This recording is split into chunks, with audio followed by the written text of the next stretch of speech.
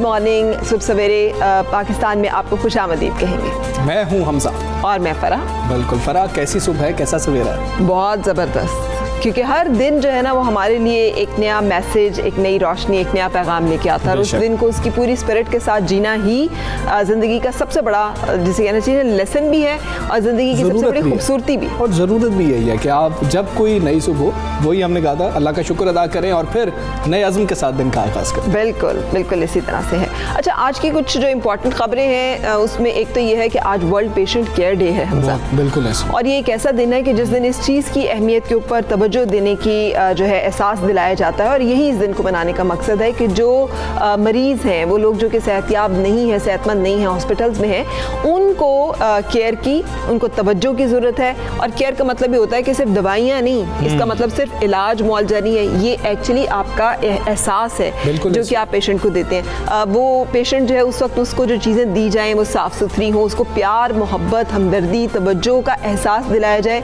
उसको एक इंसानी हमदर्दी के जज्बे के तहत ना सिर्फ नर्सेज डॉक्टर्स अटेंड करें बल्कि हम सब भी इस चीज़ का एहसास करें कि उसको हमारी ज़रूरत है। बिल्कुल फराह, 134 मिलियन जो अफराद हैं वो सालाना केयर नहीं होती उनकी, वो ऐसे लोग हैं जिनकी केयर नहीं की जाती अस्पतालों में, या केयर नहीं की जाती पेशेंट्स की, या घरों में केयर नहीं की जाती है और वो अपनी ज़िंदगी से हाथ धो बैठते हैं। तो हमें उनकी केयर करनी है। और वैसे भी तीमारदारी तो हमारे मज़हब में भी है, नबी पाक सल्लल्लाहु अलैहि वसल्लम ने भी कहा कि तीमारदारी करना जो है एक बहुत बड़ी नेकी है। अरे आप तो अपने उस खातून जो कि उनके ऊपर कूड़ा क्रिकेट फेंका करती थी, जो रास्ते में कांटे बिछाया करती थी, वो उसने नहीं बिछाए तो मालूम हुआ बीमार है, तो उसकी तीमारदारी के लिए और उसकी जो है दिलजोई के लिए और उसकी घर के काम करने के लिए, जिसे हम पेशेंट केयर भी कह सकते हैं और है ही पेशेंट केयर, उसमें आपने वहाँ अपने दुश्मनों तक के साथ जो है इस इंसानी हमदर्दी का रवैया और सलूक जो है वो अपनाया है। यही पैगाम पूरी दुनिया को दिया। और आज एक और अहम मामला है कि सानेहा बल्दिया जो फैक्ट्री केस है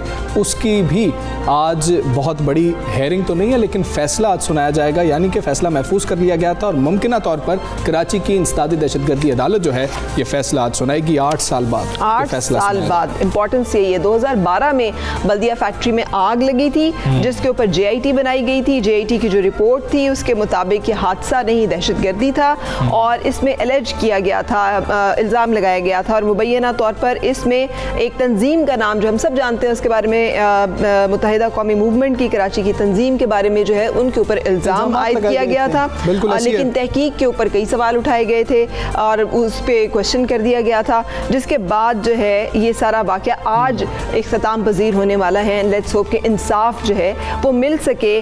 259 मजदूर इसमें हलाक हुए थे, जिंदा झुलस गए थे, अंदर खातीन भी मौजूद थी। लेकिन आज ये फैसला सुनाया जाएगा, जब ये फैसला सुना दिया जाएगा वो भी आपसे शेयर करेंगे। अभी टॉप स्टोरीज की जानिब चलते हैं। ऑपोजिशन का शोर शराबा किसी काम ना आया। एंटी मनी लॉन्ड्रिंग तरमीमी बिल 2020 पार्लियामेंट से कसरत राय से मंजूर। इलेक्ट्रिक ने सुप्रीम कोर्ट के अहकामात भी हवा में उड़ा दिए। कराची में लोड शेडिंग का जिन फिर बोतल से बाहर निकल आया, शहरी बिलबिलाउट। पंजाब में आटे का बहरान फिर सर उठाने लगा। आटा चक्की मालिकान ने भी महंगाई की चक्की में पिसते अवाम को एक और झटका दे दिया।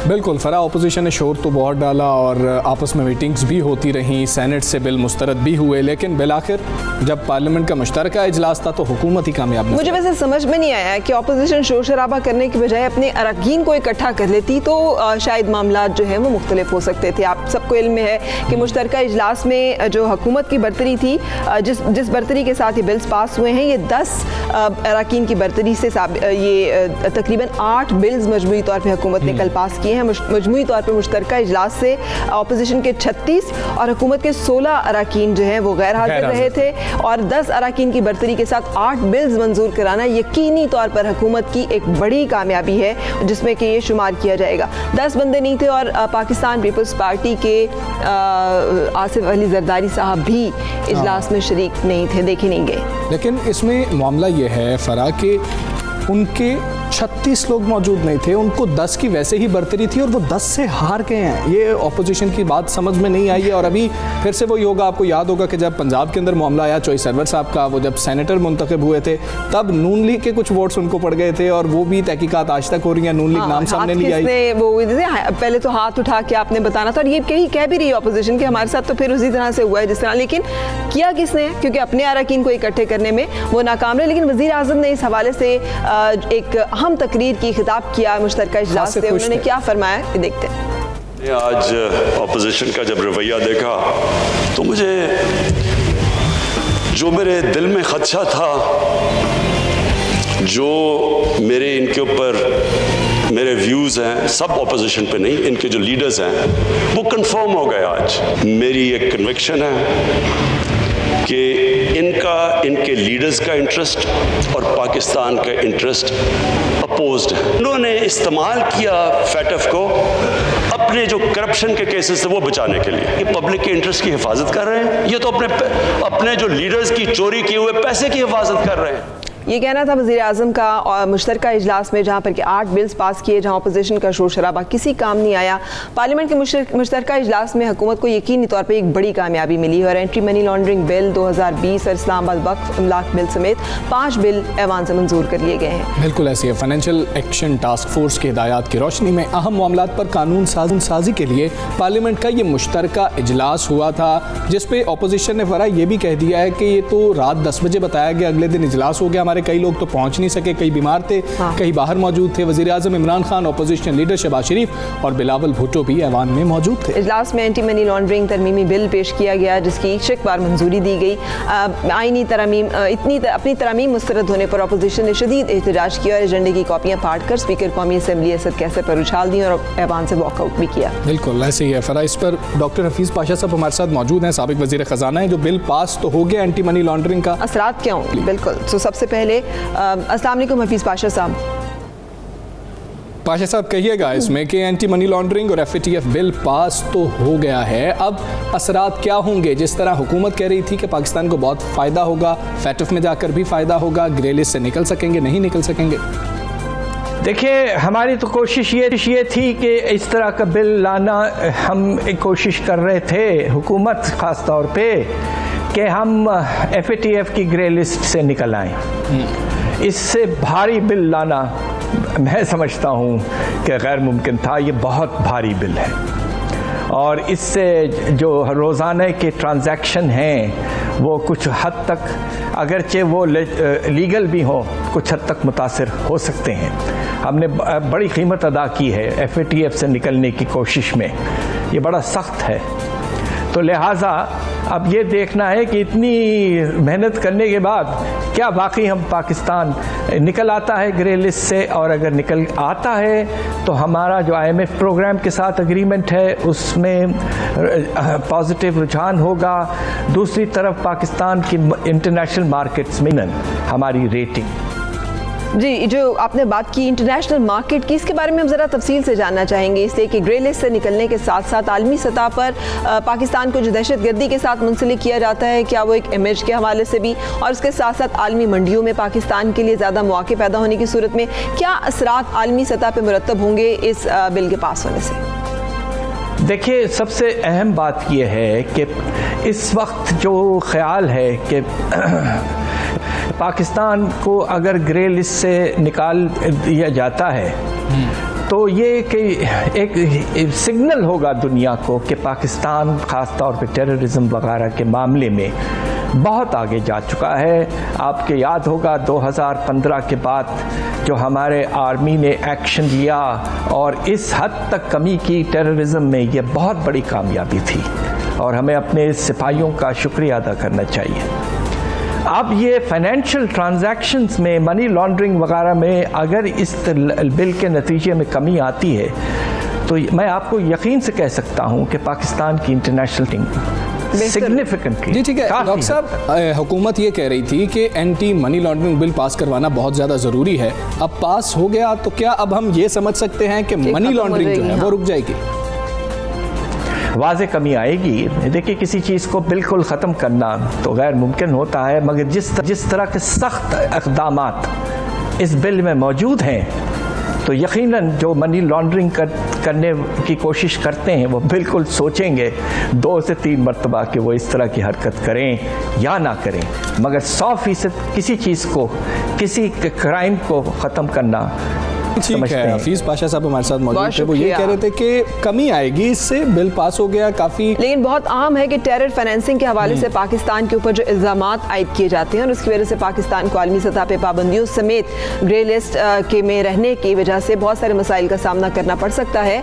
लेट्स होप एंड विश कि वहाँ पर बेहतरी आए और पाकिस्तान का एक इमेज बेहतर होने के साथ साथ ये जो टेरर फाइनेंसिंग के हवाले से मामलात हैं इसमें भी हमें बेहतरी के इम्कानात जो बिल्कुल ऐसे ही है। हमारे साथ मौजूद हैं सेनेटर सहर कामरान, पीपल्स पार्टी से आपका ताल्लुक है। बहुत शुक्रिया सहर साहिबा। सबसे पहले तो मुझे बताइएगा सहर कि ये अपोजिशन अददी अक्सरियत के बावजूद हुकूमती बिल्स की मंजूरी को क्यों नहीं रोक सकी, और आपसे अरकान अपने पूरे करना क्यों इतना बड़ा मसला बन गया, जब पता था कि इतना अहम है आपकी अक्सरियत जो है 10 अरकान की बरतरी जो है उसके साथ हुकूमत ने ये सारे बिल्स जो मंजूर कराए। बिस्मिल्लाहिर्रहमानिर्रहीम। मैं समझती हूँ फराज, जिस तरीके से कानून साजी को बुलडोज किया गया इसके दूररस नताइज होंगे, कॉन्सिक्वेंसेज होंगे। देखिए, रात को देर से सेशन को अनाउंस करना, यकीनन आसिफ अली जरदारी साहब, आपको पता है उनकी सेहत नासाज है और वो इतनी जल्दी ट्रैवल इस तरीके से नहीं कर सकते। वो यहाँ पर थे नहीं, कोविड की वजह से उनका जो है पार्लियामेंट से वो एब्सेंट भी हैं।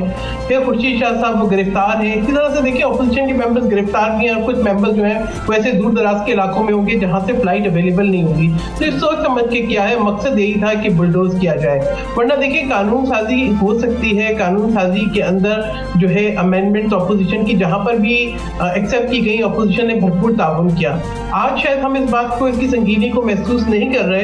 देखिए, जो ऑपोजिशन बात करी थी कि आप FATF की जो रिक्वायरमेंट है पैटफ की वो सामने लेकर आए, कि क्या पैटफ कह रहा है आपको कि जी आप एग्जीक्यूटिव कमेटी बना के उसके अंदर नैब को बिठा दें, यानी नैब की वही नैब जिसके ऊपर आला अदलिया के तहफ़्फ़ुज़ात हैं, वही नैब जिसपे ह्यूमन राइट्स वॉच की जो है वो रिपोर्ट बता रही है। साहब ये मामला तो है और ये भी बात आपकी दुरुस्त है कि कुछ लोग जेल में थे और जैसे आसिफ अली जरदारी साहब थे वो बीमार थे, लेकिन आपके कई अरकान थे जो बिल्कुल ठीक थे, जेल में भी नहीं थे, वो क्यों नहीं आए? क्या जिस तरह सेनेट इलेक्शन हुआ था चेयरमैन सेनेट के हवाले से उसी तरीके का मामला होगा कि एक इंक्वायरी होगी और उसके बाद कौन कौन से अरकान थे उनके नाम सामने नहीं आएंगे, या फिर कल कमेटी बना दी गई, बिलावल साहब ने कुछ ऑर्डर्स किए हैं?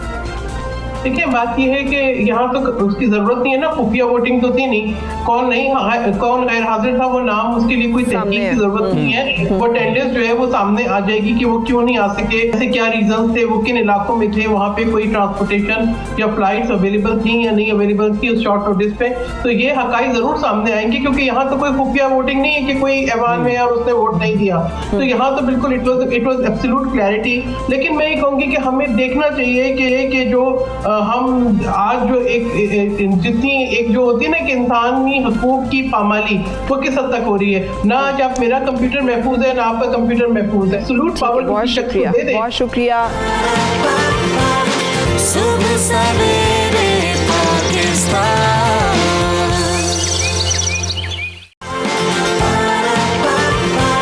सुबह सवेरे पाकिस्तान। चौधरी साहब हमारे साथ मौजूद हैं। चौधरी साहब बहुत शुक्रिया। चौधरी साहब बिल पास हो गया, हुकूमत को मुबारक हो। वज़ीर आज़म साहब ने भी कल जो है मुबारक दी थी। सवाल जो है ना वो इस हवाले से चौधरी साहब ये है कि मनी लॉन्ड्रिंग के इल्जाम में बगैर वारंट गिरफ्तारी, जो अपोजिशन का कहना है कि FATF की रिक्वायरमेंट नहीं है, हुकूमत की रिक्वायरमेंट है ताकि आम ट्विस्टिंग की जा सके अपोजिशन जमातों की। और हुकूमत जो है वही कहती है कि इंसदाद मनी लॉन्ड्रिंग बिल में शामिल तमाम तरमीम जो है FATF के कवानीन के मुताबिक है। आपके ख्याल में दोनों में से किसका मौक़िफ़ आप समझते हैं कि ज़्यादा सही है?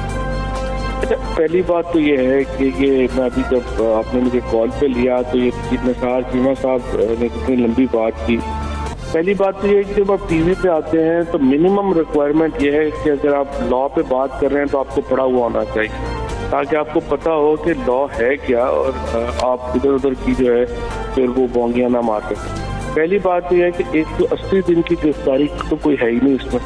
इसमें जो सिंपल लॉ है वो ये है कि जो लोग मनी लॉन्ड्रिंग में मुलव्वस होंगे उनको जो मैक्सिमम सजा है वो 10 साल दी जा सकेगी। 14 दिन का रिमांड है जैसे बाकी सारे मुकदमात में है। और उसके साथ एक और इम्पोर्टेंट ये है कि अगर आपको पता हो कि कोई लोग जो हैं वो मुलव्वस हैं मनी लॉन्ड्रिंग में, उनकी मॉनिटरिंग जो है वो की जा सकेगी कोर्ट की इजाज़त। जहाँ तक ये कॉग्निजेबल और नॉन कॉग्निजेबल का मसला है, पाकिस्तान में जितने कवानीन जिनमें सजा 3 साल से कम है, उनमें नॉन कॉग्निजेबल जो है वो उनमें कैटेगरी है। जहाँ पे 3 साल से ज़्यादा ऑफेंसेस हैं वो सारे के सारे कॉग्निजेबल ऑफेंसेस हैं। कॉग्निजेबल ऑफेंस का मतलब क्या है? पुलिस काबिल-ए-दरअंदाज़ी पुलिस 24 घंटे के अंदर मजिस्ट्रेट को पेश करेगी। नॉन कॉग्निजेबल का मतलब क्या है? पहले पुलिस मजिस्ट्रेट के पास जाएगी, बाद में अरेस्ट करेगी। सही। जो सिविल ऑफेंसेस होते हैं हमारे, वो नॉन कॉग्निजेबल होते हैं। जो क्रिमिनल ऑफेंसेस हैं वो सारे के सारे जो है वो कॉग्निजेबल। तो ये एक फर्क है जिसको आपने सामने रखना है। कोई ये रीजन से या बाकी दुनिया से मुख्तलिफ कानून नहीं है, वही कानून है जो पूरी दुनिया में है, सिर्फ पाकिस्तान में ये हो रहा था। इसकी थोड़ी बैकग्राउंड आपको समझने की जरूरत है। ठीक। 1991 में नवाज शरीफ साहब एक कानून लेके आए। उस कानून में ये कहा गया कि अगर बाहर से जितना पैसा पाकिस्तान आएगा उसके बारे में कोई सवाल नहीं पूछा जाएगा। उसके नतीजे में हुआ ये कि लोगों ने यहाँ से पैसे बाहर भेजे और बाहर से पैसे वापस मंगवाए और कहा कि हमें तो कानून का तहफ़्फ़ुज़ हासिल है, आप नहीं पूछ सकते कि ये पैसे कहाँ से आए। जहाँ नवाज शरीफ और जरदारी साहब की फैमिलीज ने उस कानून से बहुत फ़ायदा उठाया, वहाँ पर बहुत सारी जो ऐसी ऑर्गेनाइजेशन जिनको फ़ायदा नहीं होना चाहिए था, उन्होंने भी इस सर्कल में फ़ायदा उठाया।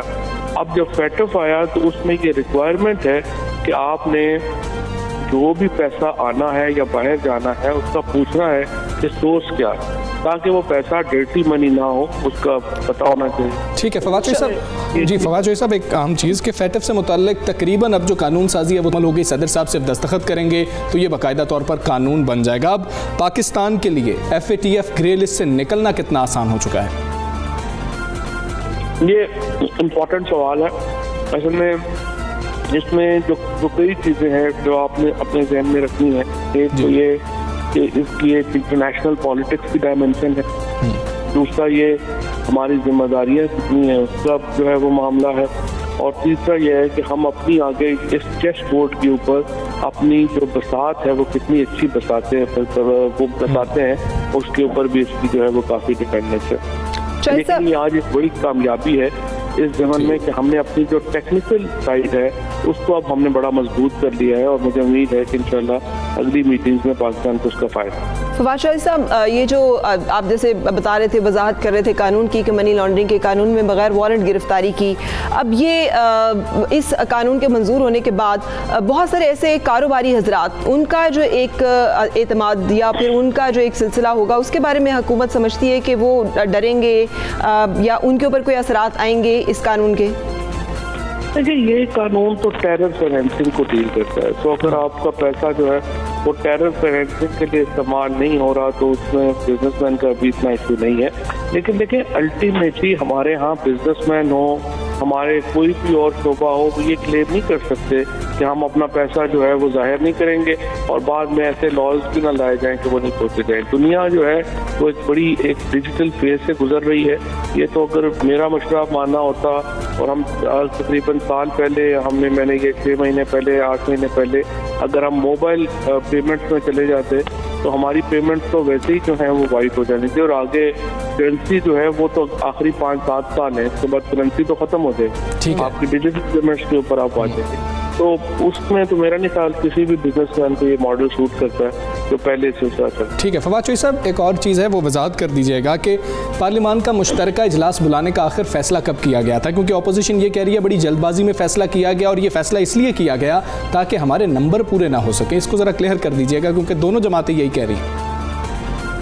नहीं, फैसला जो है वो तो जल्दी ही किया गया क्योंकि पहले फैसला किया था बुलाने का और फिर उसके बाद वो कैंसिल हुआ, फिर दोबारा जो है फैसला। उसकी वजह ये थी कि जो अपोजिशन है उसके साथ तो मुसलसल बातचीत चल रही थी और अपोजिशन को यही कह रहे थे कि ये कानून तो पाकिस्तान का कानून है, आप इसमें जो है वो साथ दें बजाय इसके कि आप उसमें अपोज करें। तो अपोजिशन को तो एग्जैक्टली पता था कि कहाँ पे मुज़ाकरात ब्रेकडाउन हुए। अव्वल तो हमारा ख्याल तो पहले तो ये था कि ज्वाइंट सेशन तो बुलाने की जरूरत ही नहीं पड़ेगी और अपोजिशन इसमें जो कवानीन है वो हमारे साथ मिल के पास करवाएगी। हमें तो पता ही नहीं था कि आखिर में वो मुकर जाएंगे इस तरह और ये कहेंगे कि नहीं जब तक आप नैब के कानून को ख़त्म नहीं करते हम फैटफ के कानून को वोट नहीं देते।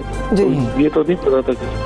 ठीक है, फवाद चौधरी साहब ये भी बताइएगा, कुछ बैकडोर राब्ते भी हुए थे ऑपोजिशन से, क्योंकि वो ये भी कहने की कोशिश कर रहे हैं कि शायद कुछ इस तरह के राब्ते किए गए जिसकी वजह से शायद उनके कुछ अरकान जो हैं वो नहीं, उस वक्त कोरम पूरा नहीं था या वो मौजूद नहीं थे वहाँ पे। बैकडोर राब्ते तो अपोजिशन से मनहसन पार्टी थे, और जो आपको याद होगा कि जो अपोजिशन ने फिर यहाँ पर ड्राफ्ट पेश किया था नैब का, शाहिद खान अब्बासी साहब ने ये ड्राफ्ट पेश किया था कि आप ये नैब लॉ में अमेंडमेंट दें तो फिर हम पैटर्न के ऊपर आपका साथ देंगे। तो उसके वजह से ये लॉकडाउन जो है वो पैदा हुआ, क्योंकि देखिए जिस तरह से कल भी प्राइम मिनिस्टर साहब ने बात की, उन्होंने कहा कि मैं अपोजिशन के साथ बिल्कुल तैयार हूँ हर बात के ऊपर, लेकिन करप्शन के ऊपर जो है वो मैं बात नहीं करूँगा और ना समझौता करूँगा। जी ठीक है, फवाद चौधरी साहब हमारे साथ मौजूद थे, साइंस एंड टेक्नोलॉजी, बहुत शुक्रिया आपका। वो यही मामला कह रहे हैं कि जल्दबाजी में तो बुलाया गया जो अपोजिशन कह रही है, लेकिन पहले से बातचीत तो चल रही थी, आपको इल्म था कि ये किसी भी दिन मुश्तरका इजलास हो सकता है। बिल्कुल, और इस पर जो कुछ भी हम कहें ना, ये अपोजिशन, ये जैसे हम पहले भी कहा सेनेट के इलेक्शंस पे भी ये मामला हो चुका है, उससे पहले जब खुफिया रायशुमारी की गई कायद की सिलेक्शन में, कायद ऐवान की सिलेक्शन में, वहाँ पर भी कायद हिज़्ब इख्तिलाफ की सिलेक्शन में, वहाँ पर भी, तो ये जो मुसलसल एक मामला होता है ना कि अपोजिशन अपने अरकान को जमा नहीं कर पाती, तो इसका मतलब ये है कि अपोजिशन की अपने अंदर भी बहुत सारी ऐसी कमी, APC भी होने जा रही थी। तो मुझे नहीं लगता कि इस एक सूरत हाल के पैदा होने के बाद APC से भी कोई हम बहुत ज़्यादा उम्मीदें या तवक्कुआत जो है वो वाबस्ता कर सकते हैं। बिलावल साहब को तो अब तवक्को सिर्फ APC से या दीगर मामला पर बात करेंगे। फरा एक ब्रेक की जानिब चलते हैं।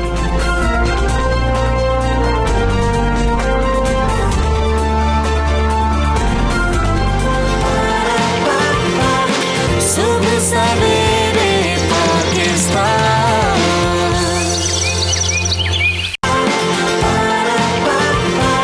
सुबह सवेरे पाकिस्तान।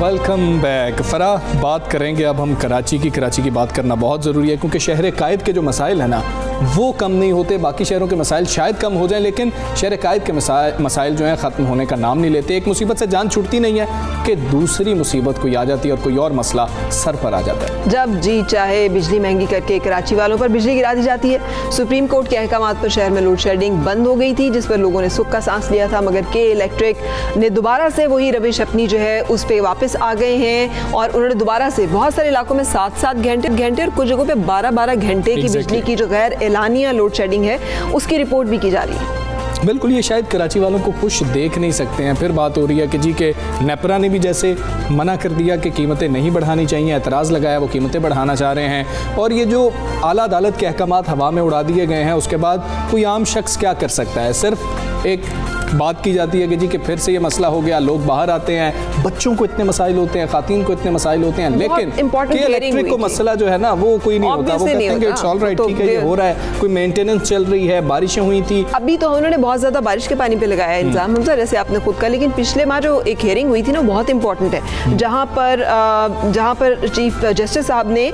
बहुत कराची में लोड शेडिंग पे सख्त बरहमी का इजहार किया था और कहा था 1 मिनट की भी लोड शेडिंग जो है वो नहीं होनी चाहिए, और उन्होंने कहा था कि नेपरा जो है, चेयरमैन नेपरा बताए क्या मुतबादिल है, वो अभी तक मेरा ख्याल है मुतबादिल बताया गया या नहीं बताया गया। अब ये जो लोड शेडिंग्स हो रही हैं ये क्यों हो रही हैं और इसके मसाइल का हल क्या है, इस हवाले से हमारे नुमाइंदे हमारे साथ मौजूद हैं शिराज अहमद।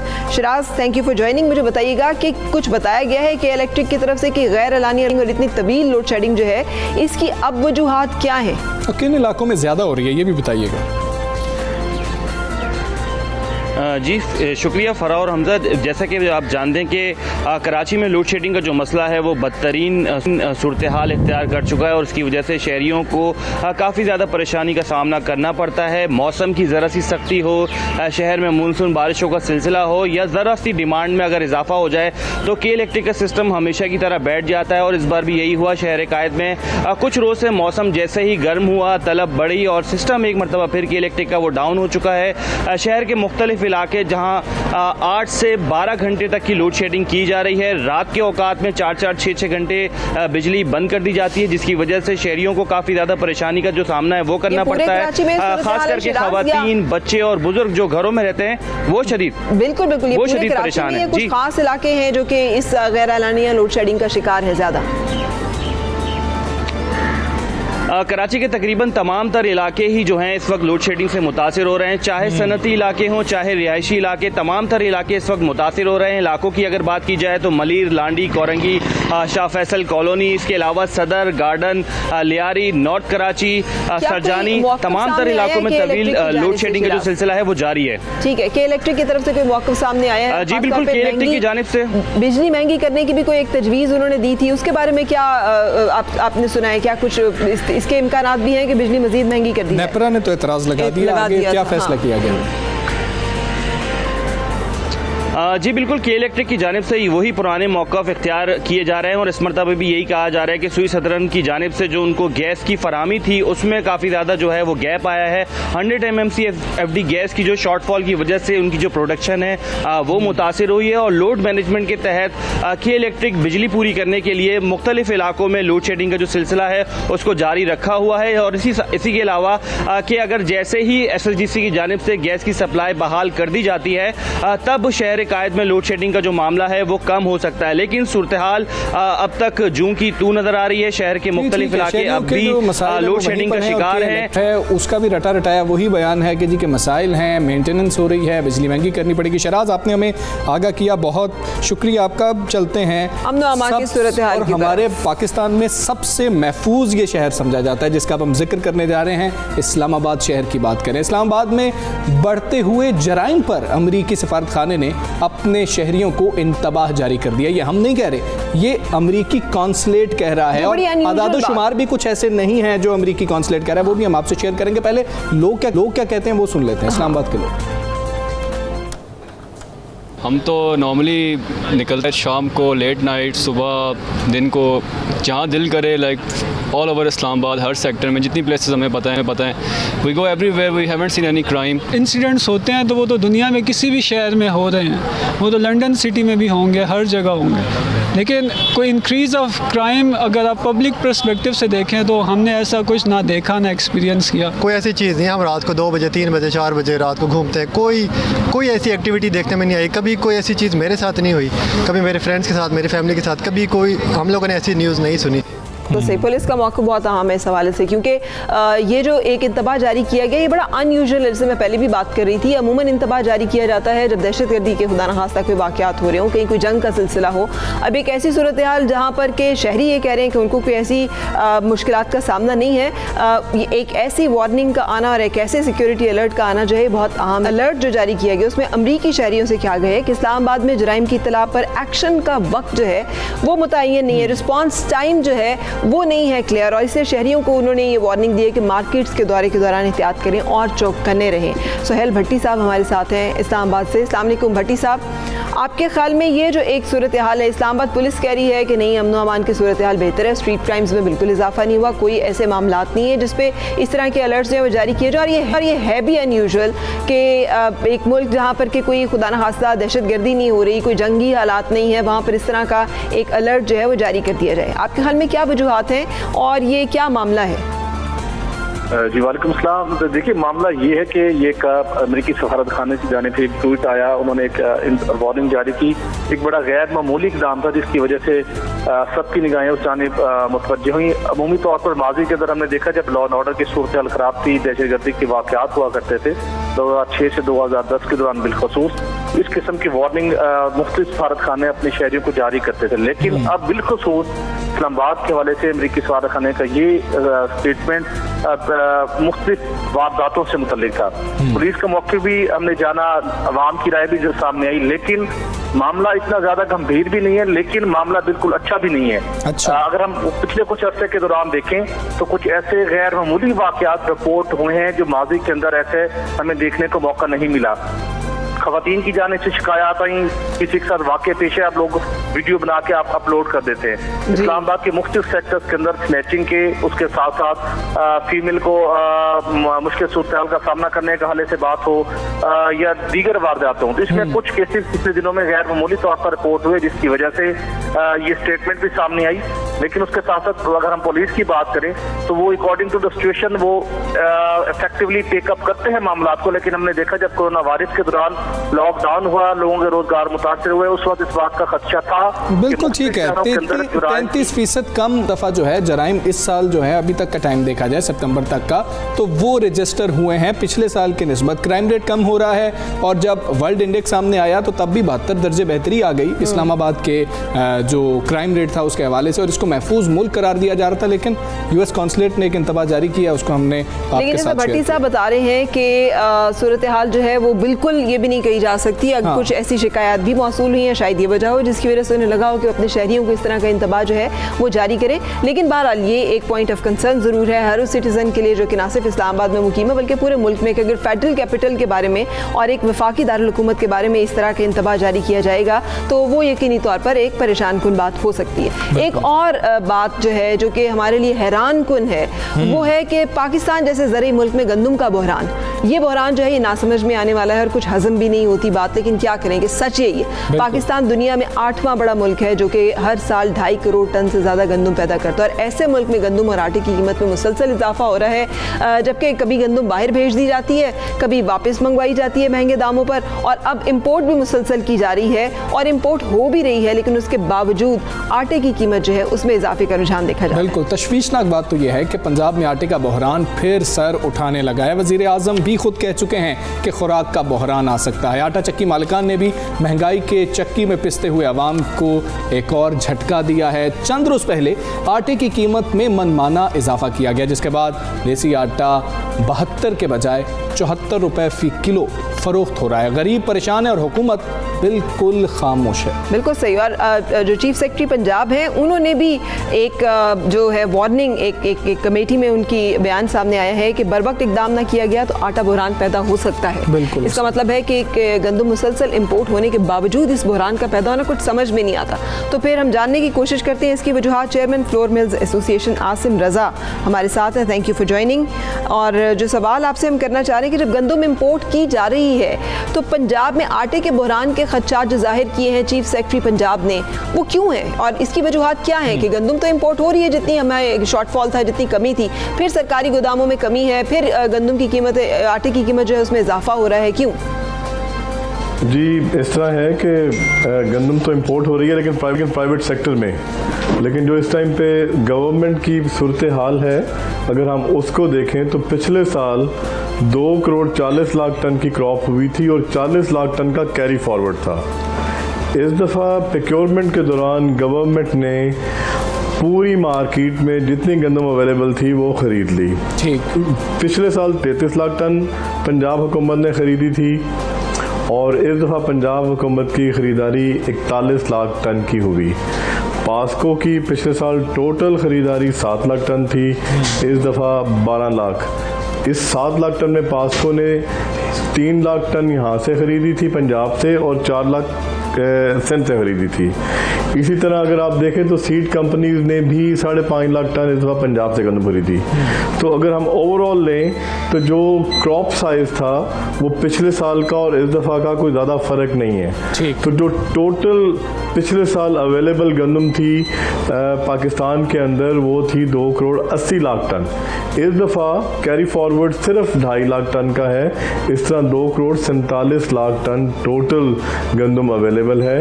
तो ये आप अगर गौर करें तो जो 275 लगी है ये 27.5 लाख से 30 लाख टन का एक डिफरेंस है जो पिछले साल और इस साल के अंदर है। तो इस वजह से मार्केट में गंदम इक़दामात क्या उठाने चाहिए जिससे आटे की सप्लाई जो है बेहतर हो सके, ताकि कीमत भी ना बढ़े और आटा मौजूद भी हो, ये भी ना कहा जाए कि बहरान पैदा होने वाला है। इक़दामात क्या होने चाहिए? बिल्कुल देखिए भाई, गुजारिश ये है कि अगर इस शॉर्टफॉल को जो 30 लाख टन है, मैंने ख़ुद वफाकी हुकूमत को भी ये लेटर लिखा था कि आप एक क्लोज आई वॉच रखें कि प्राइवेट सेक्टर में 15 लाख टन अगर इंपोर्ट हो जाए तो 15 लाख टन आप मंगवाएं पब्लिक सेक्टर में गवर्नमेंट लेवल पे। अगर ऐसा ना किया गया तो दिसंबर ऑनवर्ड्स बहुत बड़ा क्राइसिस होगा, मुल्क के अंदर आटे की बहरानी कैफियत होगी, प्राइस का इशू नहीं होगा, अवेलेबिलिटी का इशू होगा। इसलिए मेरी जो सजेशन है गवर्नमेंट को वो ये है कि ये 30 लाख टन का जो शॉर्टफॉल है इसको खुदारा इस गैप को फिल करें ताकि ये ख़राबी ना हो और ना आवाम डिस्टर्ब हो। हम बिफोर टाइम अपना आज से 2 महीने ये बात कह रहे हैं और मेरा ख्याल है इनफ टाइम है to cover up the shortfall. जी ठीक है आसिम साहब, बहुत शुक्रिया। Chairman flour mills association Asim Raza sahab हमारे साथ मौजूद हैं। सुबह सवेरे पाकिस्तान,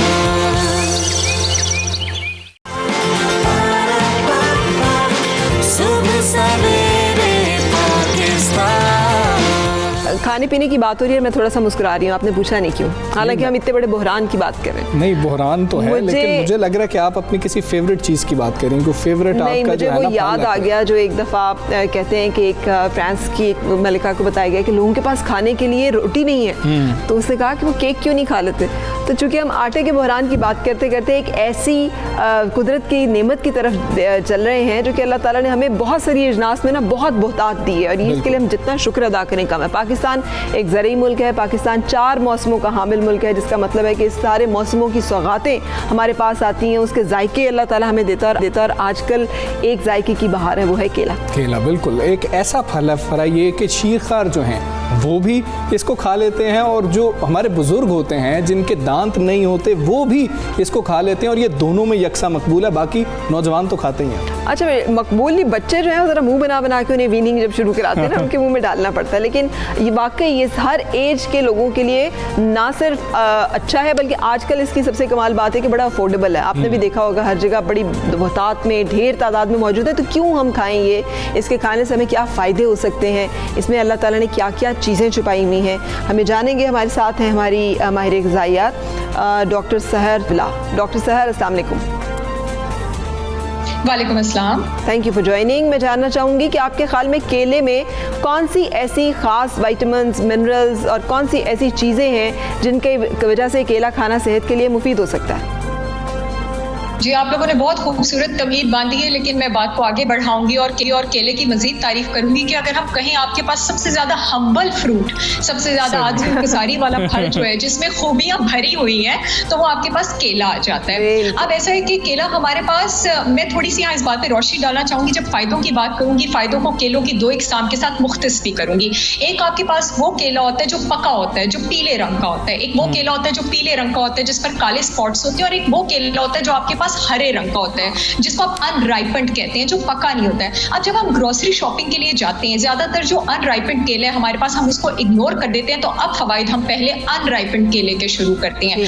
अगर आप अनराइपेंड केला खाते हैं तो ये जो लोग डाइटिंग करना चाह रहे हैं, आपके पास वेट लॉस में बहुत ज्यादा मदद करता है, क्योंकि अनराइपेंड केले में आपके पास 2 तरह के फाइबर होते हैं। मैं नाज़रीन को बताती चलूँ, जो लोग मेरे प्रोग्राम्स पहले देख चुके हो, मेरे मुंह से बात बारहा सुन चुके होंगे कि फाइबर आपको फलों और सब्जियों से लेना चाहिए। जो अनराइपेंड केला होता है उसमें आपके पास 2 तरह का फाइबर होता है। एक होता है पेक्टिन, जो कि हमारे मैदे में, स्टमक में खाने की मूवमेंट को स्लो कर देता है। जब खाने की मूवमेंट स्लो हो जाती है तो हाजमे का प्रोसेस स्लो हो जाता है। इसका मतलब है कि मेरी एपेटाइट, मेरी भूख कम हो जाती है। जब भूख कम हो जाती है, पेट ज्यादा देर तक भरा रहता है, तो आपको बार बार क्रेविंग नहीं होती, तो आपको वेट लॉस में हेल्प करता है। तो यही वजह है बनाना डाइट, सॉरी इंटरप्ट, यही वजह है कि बनाना डाइट जो है वो बहुत ज्यादा अब लोग इसको भी फॉलो करते हैं, और आजकल चूंकि केला बहुत आते हैं तो क्या बनाना डाइट कर लेनी चाहिए? नहीं मेरी बहन, मैं उसकी तरफ बिल्कुल आ रही हूँ। मैं इसका ये फाइबर का थोड़ा सा पॉइंट कंप्लीट कर दूं, साथ ही मैं आपके सवाल का भी जवाब दे देती हूँ। जो आपके पास दूसरे तरह का फाइबर होता है, रेजिस्टेंट स्टार्च, वो क्या करता है, वो बगैर हजम हुए आपकी बड़ी आंत में चला जाता है। जब वो बड़ी आंत में चला जाता है, हमारी बॉडी के जो गुड बैक्टीरिया होते हैं, ठीक है,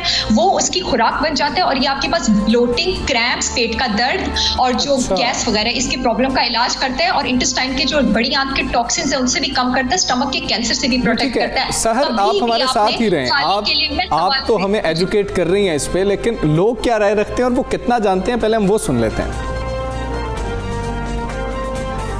आपको हेल्दी करता है। मोस्टली ये वो लोग खाते हैं जिनको फैटनेस चाहिए होती है, और एक बात यही थोड़ी सी चीज़ है जो सस्ती मिल रही है, वैसे तो कुछ भी नहीं होता। सस्ता है केला, क्योंकि सीजन है, भी माड़ा बंदे भी खा सकते हैं, बड़े लोग भी खा सकते हैं, ठीक है, भी रोज़ा केले महंगे होते हैं। जो सस्ती चीज़ होगी वो सर ज़्यादा ही खरीदेंगे, और केला खाना भी चाहिए, केला सेहत के लिए बहुत अच्छा है। केला बहुत अच्छा है, अगर आप खाएं आपको भी उसमें काफ़ी फ़र्क होगा, सेहत के लिए बहुत अच्छा है। हमें अरे सहर, आपने सुना, आप हमें बता रही हैं कि केला जो है वो हमारे ज़रा स्लो कर देता है डाइजेस्टिव सिस्टम को। लोगों का ये मानना है कि केला खाने से बंदा मोटा होता है, तो ये जो एक मिथ है, ये कॉन्सेप्ट है, इसके बारे में भी बताएं। जी, मैं आपके सवाल का जवाब दे दूं, फिर मैं नाजरीन के सवाल का भी जवाब देती हूँ। आपने कभी भी खाली केले वाली डाइटिंग नहीं करनी है, वो बिल्कुल मुज़र सेहत है, क्योंकि केले में बहुत ज़्यादा फाइबर होता है। जब आप ज़रूरत से ज़्यादा पेक्टिन और रेजिस्टेंट स्टार्च ले लेते हैं तो आपको शदीद कब्ज़ की शिकायत हो जाती है। तो खाली केले वाली डाइट आपने नहीं करनी है, न्यूट्रिएंट्स पूरे करने की जगह आपको नुकसान हो जाता है।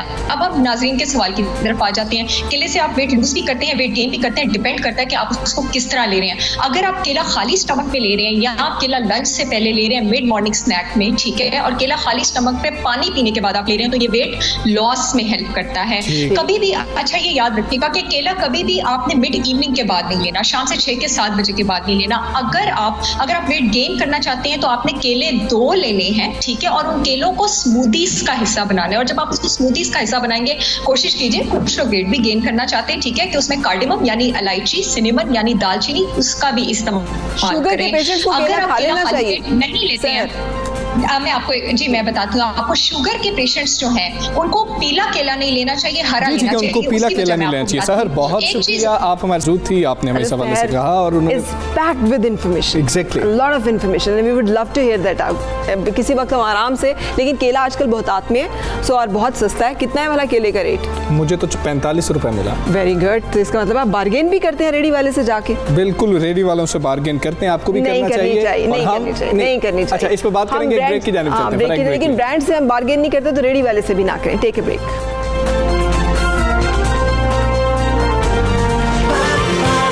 सुबह Savere Pakistan,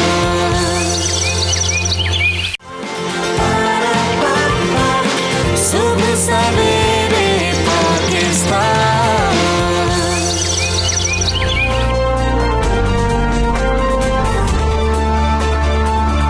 back and good morning. Subah Savere Pakistan आप देख रहे हैं, और ब्रेक से पहले हमजा ने हमें एक बड़ी खूबसूरत बात बताई है, यानी ये जाके तो रेडी वाले के साथ भी बार्गेन करते हैं और वहाँ पर भी चीज़ें जो हैं उनको सस्ता करा लेते हैं। बस फरा, मैं मॉल में इसीलिए नहीं ना जाता कि थोड़ा सा भला भी रेडी वालों का ही हो रहा हो। अगर फ्रूट मुझे रेडी वालों से मिल रहा है तो मुझे मॉल में जाने की जरूरत नहीं है, लेना मुझे उन्हीं से ही चाहिए, लेकिन उसकी क्वालिटी देख लेनी चाहिए। मगर उससे 50 रुपये हमें ले लेना चाहिए अगर वो बेचारा 50 का लगा के बैठा हुआ है। एनीवे, टॉप स्टोरीज की तरफ चलेंगे। सिंध सरकार सैलाब मुतासरीन से भी हाथ कर गई, सरकारी इमदाद की बंदर बांट की गई, मनमाने अफराद को नवाजा गया। पीडीएम में सिंध की रिपोर्ट में इंकशाफ। सानिया मोटरवे पर पूरा मुल्क सरापा एहतजाज, लेकिन मरकजी मुल्जिम आबिद पुलिस के लिए छलावा बनकर रह गया। उसे जमीन निगल गई या आसमान खा गया, किसी को कोई खबर नहीं। पुलिस मुल्क में कब्जा ग्रुप बन गई, पुलिस कब्जा ग्रुप बन जाएगी तो मोटरवे जैसे वाकयात होते रहेंगे, chief justice Lahore high court के रिमार्क। बिल्कुल, टॉप स्टोरीज आपने जानी है, सिंध के मसाइल हैं। फरा, पहले हमने कराची की तो बात की, लेकिन ये बहुत अहम मसला है। ये जिस वक्त बारिशें हुई उस वक्त इमदाद की बात हुई, रिलीफ पैकेज की बातें हुई, लेकिन उसके अंदर कुछ ऐसी चीज़ें हैं जो अच्छी नहीं हैं, जो वैसे भी हुकूमत के लिए भी अच्छी नहीं है और सुनने को भी फरा ये बातें अच्छी नहीं है। और उसके हवाले से पीडीएमए की एक पीडीएमए सिंध की रिपोर्ट है जिसके कॉन्टेक्स्ट में हम ये सारी बात कर रहे हैं। और सवाल ये कि सिंध पर क्या आसेब का साया है जो उसकी तरक्की का पहिया उल्टा घूम रहा है। वसाइल के लिहाज से माला माल सूबे की धरती अपनी बेबसी पर नुहा कना है। वो कौन सा मसला है जो सिंध की आवाम ने नहीं देखा है? हालिया बारिशों और सैलाब ने सूबे में तबाही मचा दी, मगर उन हालात में भी सिंध सरकार जो है वो लोगों की दादरसी में कामयाब नहीं हो सकी। टूटे फूटे जो मुतासरीन के खैमे हैं वो छीन लिए गए, वो खैमे उन तक नहीं पहुंचाए गए। अभी कल की ये रिपोर्ट थी एनडीएमए की तरफ से कि जो खैमे एलोकेट किए गए थे वो नहीं पहुंच पा रहे, वो रास्ते में ही छीन लिए गए। बिल्कुल, मुतासरीन के ज़ख्मों पर मरहम रखने की बात हो रही थी, बिलावल साहब भी गए थे, लेकिन अब चीज़ें कुछ ऐसी सामने आ रही हैं कि जहां पर उमरकोट में 6 लाख मुतासरीन थे, वहां पे चंद हज़ार जो हैं राशन बैग पहुंचाए गए हैं, वहां पर चीज़ें दी गई हैं, सरकारी माल की बंदर बांट की गई है और अपने मनमाने अफराद को नवाजा भी गया है। ये हकाइक पीडीएम में सिंध ने अपनी रिपोर्ट में जारी किए। सिंध हुकूमत के रिलीफ सरगर्मियों के दावों की कलई पीडीएम में रिपोर्ट में खुली है, जिसके मुताबिक जहाँ नुकसान हुआ वहाँ इमदाद नहीं दी गई है। उन्हें परेशान कुन भी है, अफसोसनाक भी है। इस हवाले से बात करेंगे तहरीक इंसाफ के रहनुमा हलीम आदिल शेख से। अस्सलाम वालेकुम हलीम आदिल शेख साहब, थैंक यू फॉर ज्वाइनिंग। सवाल ये है कि PDMA का सामान जो है क्या ये भी सियासी बुनियादों पर तकसीम हो रहा है, जैसे कि ये रिपोर्ट के कुछ हकाइक जो हमें बता रहे हैं। इस सूरत हाल में आपका क्या कहना है? अपोजिशन का भी तो किरदार होता है ना एक चेक एंड बैलेंस रखने का। मुझे अफसोस है कि PDMA की जो डिस्ट्रीब्यूशन है, रिलीफ गुड्स है, वो मुतासरीन की बजाय अपने सियासी हिमायतियों को मिल रही है और डिप्टी कमिश्नर जो हैं वो इनके कमदारी कर रहे हैं, इनकी गुलामी पे उतरे हुए हैं और उनके जो आका हैं जिन्होंने उनको वहाँ पोस्ट कराया हुआ है, उनके कहने के ऊपर सियासी लोगों को जो डूबे हुए ना भी सही उनको दिया जा रहा है। लेकिन जो मुतासरीन असल मुतासरीन है, जिनके घरों में कई फुट पानी है, जो रोडों पर बैठे हैं, जो रस्तों पर बैठे हैं, जो शेल्टर लेस हैं, पलंगों के ऊपर चटाई डाल के बैठे हैं सर के ऊपर, जिनके पास मच्छरदानी नहीं, उनको कुछ नहीं मिल रहा। रियल मुतासरीन। और आप भी चलिए, आप जाइए। मैं तो पिछले दिनों प्रेसिडेंट साहब के साथ भी हमने फिजाई मुआयना किया, उसके अंदर भी सारा डूबा हुआ देखा। मैं खुद पूरे सब जानते हैं कि मैं सबसे ज्यादा ग्राउंड पर रहा हूँ और हमने वहाँ इमदाद दी है, भरपूर तरीके इमदाद दी जाती है तो नजर आती है। और यहाँ सूरत हाल ये है कि जॉबल तो इमदाद दी नहीं गई। देखिए यहाँ बारिशें कम हुई, लेकिन जो सेम नाले में शिगाफ पड़ गए, LBOD में शिगाफ पड़ गया, जो इरिगेशन ने 12 साल यहाँ भल सफाई नहीं की, बंद पक्के नहीं की, जिसकी वजह से लोग डूब गए। उसके बाद यह बड़े लोगों ने, सियासी जिम्मेदारों ने, पीपल्स पार्टी के हिमायत याफ्ता जिम्मेदारों ने अपनी जागीरें बचाने के लिए लोगों की जमीनें, गरीब लोगों की, आरियों की जमीनें और गाँव डुबो दिए। और अब जो रिलीफ डिस्ट्रीब्यूशन का मौका आया उसके अंदर भी बिल्कुल खयानत की जा रही है और असल लोग ठीक है। हलीम आदिल शेख साहब, आप ये कहिएगा कि आप जिस तरह कह रहे हैं कि आपने इलाके विजिट किए हैं और बिल्कुल आप सदर साहब के साथ भी मौजूद थे, आपने क्या देखा? पानी खड़ा हुआ है, ऐसे में कुछ बीमारियां जो हैं, कुछ वबाएं फैलती हैं, कैसे इकदाम किए जा रहे हैं, आपने वो देखा? सेहत का निज़ाम वहाँ पर कैसा है? कैंप्स लगाए गए हैं, नहीं लगाए गए हैं? देखिए अलमिया, यही है कि हजारों एकड़ जमीन पर पानी खड़ा है, गोटों में पानी खड़ा है और इस वक्त मच्छरों की बहुतात है। और कोई इतने अरसे में चलते हुए ना मुझे, और वही गंदा पानी पी रहे हैं लोग, कोई पानी का बंदोबस्त नहीं है। तो मैं खौफजदा हूँ कि diarrhoea, cholera, skin disease, dinghy, malaria, कुछ भी हो सकता है, कोई भी वबा फूट सकती है। लेकिन ना हमें कोई मेडिकल कैंप नजर आ रहे हैं, ना कोई इमरजेंसी मेडिकल टीम नजर आ रही हैं। और सबसे बड़ा मसला लाइव स्टॉक का भी वहाँ है। इनके जानवर हर जगह गुजरते हुए आपको रोडों पर जानवर मरे हुए नजर आ रहे हैं। लाइव स्टॉक की टीम्स वहाँ नहीं गई हैं जो कि जानवरों के लिए कोई दवाई का बंदोबस्त करें, बच्चों के लिए, इंसानों के लिए। तो वहाँ मुझे बड़ी इस सूरत हाल के बाद जो खड़ा हुआ पानी है, जिसकी वजह से मच्छर, गंदगी, बदबू, वो सब ये सूरत हाल है और वही पानी वो पी रहे हैं, जिसकी वजह से मुझे अंदेशा है कि खुदा ना खास्ता वबाई इमराज फूट सकते हैं। खड़ा पानी निकाला नहीं जा रहा है। अच्छा हलीम आदिल शेख साहब, यहाँ पे मुझे बताइएगा, ये बातें आप सही फरमा रहे हैं सर, लेकिन ये इल्जाम तो आप लगा रहे हैं या आप निशानदेही तो कर रहे हैं, अपोजिशन का किरदार इससे बढ़कर भी है। आपने इसके बारे में कोई बात की, कोई आपने कोशिश की कि अगर हुकूमत की तवज्जो नहीं है तो तवज्जो दिलाई जाए, अगर नाअहली है तो उसकी निशानदेही की जाए? हुकूमत को एक शेडो अपोजिशन का जो किरदार है वो ये भी तो है ना कि हुकूमत को वो उन इक़दामात पे मजबूर करे जो कि आवाम की फलाह और बहबूद के लिए। आपने क्या किया है इस हवाले से? देखिए, एक तो वहाँ ग्राउंड पर गवर्नर सिंध और गवर्नर पंजाब साहब ने आज से 12 रोज पहले 1 लाख राशन डिस्ट्रीब्यूशन का काम स्टार्ट किया था, जो कि पूरे कराची समेत पूरे सिंध के दीगर इलाकों में, मुतासरा इलाकों में उसकी डिस्ट्रीब्यूशन जारी है। फिर पिछले दिनों हम गए थे, प्रेसिडेंट साहब भी गए थे, 10,000 राशन बैग्स और टेंट्स NDMA की जानिब से वो हम डिस्ट्रीब्यूट वहाँ कर रहे हैं। बाकी तवज्जो दिलाने के लिए सूरत हाल ये है कि डेली में ग्राउंड हम जाते हैं, वहाँ जाकर इमदाद भी करते हैं, सामान भी देते हैं और इनको बेनकाब भी करते हैं, इनको एहसास भी दिलाते हैं कि भाई अपना काम है आप कर। बिलावल साहब गए वहाँ 6 दिन मुल्क में रहे और सिवाय इसके कि वो 6 रोज उन्होंने इसके ऊपर सर्फ कर दिए, ये बावर कराने के लिए वफाक कुछ नहीं दे रहा। उनको जब मच्छर काटते हैं, बच्चे कहते हैं मच्छरदानी चाहिए, वो कहते हैं वफाक कुछ नहीं दे रहा। बच्चे कहते हैं भूख लग रही है, हमें खाना चाहिए, वो कहते हैं वफाक कुछ नहीं दे रहा। वो कहते हैं कि हमें कोई डॉक्टर से दवाई दिलवा दो, वो कहते हैं वफाक कुछ नहीं दे रहा। जबकि 18वीं तरमीम है, 18वीं तरमीम के बाद सिंध हुकूमत खुद जिम्मेदार है। हमें कर रहे हैं, फेडरल गवर्नमेंट को भी करना, मजीद करना चाहिए